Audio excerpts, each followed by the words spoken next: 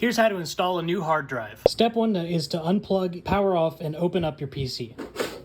Then find the hard drive cage and remove it. Don't forget to unplug everything connecting it. This SATA cable, this power cable, and there's one over here too. Then install your hard drive into the hard drive enclosure. Slide it in until the screws match, because you're gonna thread a screw through there. Like this. Once you have everything wired up, install it back into the case, but don't put the lid on yet. Plug everything in and make sure it's working before you close it up. Okay, everything seems to be working, but we're not out of the woods yet. We have to format the disk. So after creating a partition table and adding a new partition, we're making progress. Yay, it's done.